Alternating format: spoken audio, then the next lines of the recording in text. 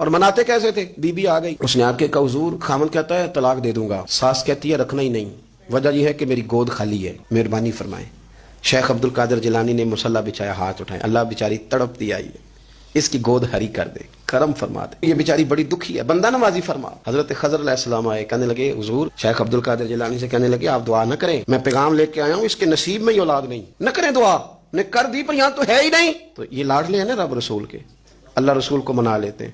تو غوث پاک کہنے لگے اچھا نہیں اس کے نصیب میں دعا، چلو ٹھیک ہے، اولاد کوئی نہیں، کوئی نہیں۔ پھر ہاتھ اٹھائے، کہ اللہ تجھے پتا تھا نا کہ یہ میری طرف آ رہی ہے، اور اللہ تجھے علم تھا نا میرے دروازے تک آ گئی ہے، اور مالک تجھے پتا تھا نا دعا کا کہے گی اور میں دعا کروں گا، تو جانتا تھا نا۔ اچھا میں سمجھ گیا، اب یہ لوگوں سے جا کے کہے گی میں عبد القادر تک بھی ہوا یوں پر میرا کام نہیں بنا، ملا کچھ نہیں، یہ کہے اور دو آنسو شیخ عبد القادر جیلانی غوث پاک، اللہ اچھا ٹھیک ہے، کہے گی نا میں ہوا یوں، ٹھیک ہے کوئی حرج نہیں، لفظ کہے حضور غوث پاک نے، تو جناب خضر وہیں کھڑے کھڑے کہنے لگے عبد القادر تیرے بھی قربان جاؤں، اور تیرے رب کے تیرے ساتھ پیار کے بھی قربان جاؤں۔ رب فرماتا ہے بولیے کتنے بیٹے چاہیے بی بی کو، آپ کیجیے بات۔ تو غوث پاک فرمانے لگے چونکہ میرے گھر آئی ہے تو رب سے فرمائے 7 بیٹے تو عطا کر دینا۔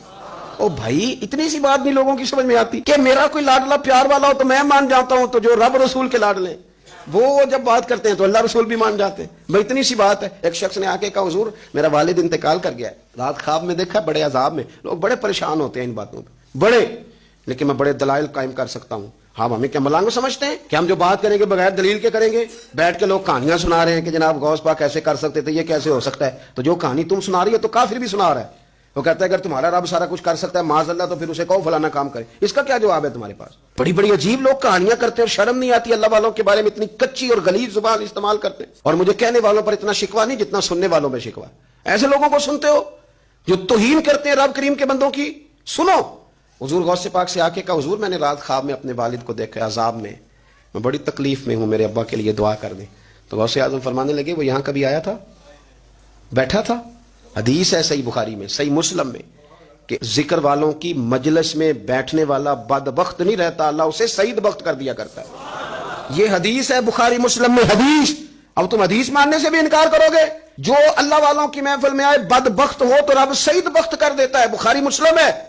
جو ذکر والوں کے ساتھ بیٹھے تو رحمت اسے گھیر لیتی ہے۔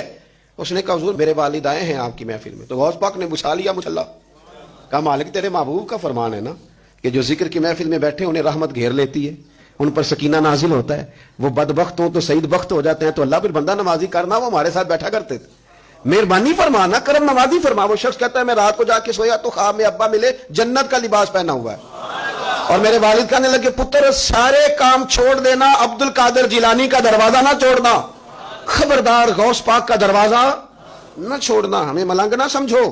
آپ کیا سمجھتے ہیں کہ ہم ایسے کو ملنگ تلنگ لوگ ہیں جس کے مرضی پیچھے لگ جائیں گے؟ ہم تو بڑے سیانے لوگ ہیں، ہم تو بڑی جلدی کسی بندے کو تسلیم ہی نہیں کرتے۔ ہر بندہ اپنے ابا کا نام اپنے نام کے ساتھ لگاتا ہے، ہم نے زندگی قادری لکھ کے گزار دی ہے ساری۔ آپ کیا سمجھتے ہیں کچے پکے لوگ ہیں؟ اور صرف یہاں نہیں وصیت لکھ کے رکھی ہے، مریں گے بھی تو قبر پہ پہلے لفظ قادری لکھنا، اس لیے کہ خدا کے فضل سے ہم پر ہے سایہ غوث اعظم کا، اور ہمیں دونوں جہاں میں ہے سہارا، اور بڑی تحقیق کے ساتھ اور بڑی ریسرچ کے ساتھ اور بڑے سیانے بن کے۔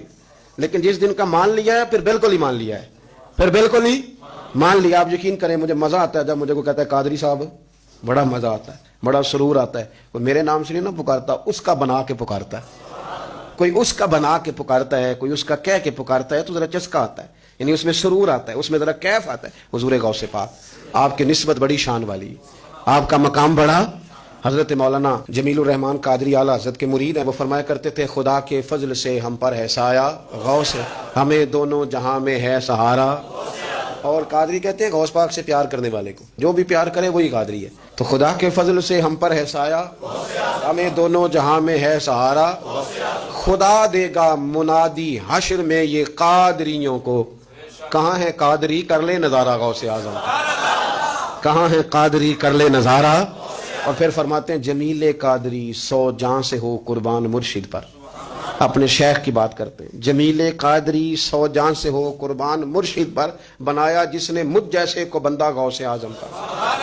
یہ غوث اعظم واحد صوفیاء کی جماعت میں امام ہستی ہیں کہ کوئی کسی بھی سلسلے سے تعلق رکھے، وہ نقشبندی ہے، وہ چشتی ہے، وہ سوروردی ہے، آج آپ کو سارے 11ویں دیتے نظر آئیں گے، اس لیے کہ غوث اعظم رضی اللہ تعالیٰ عنہ کے فیض جب برسا ہے تو می بن کے ہی برسا ہے۔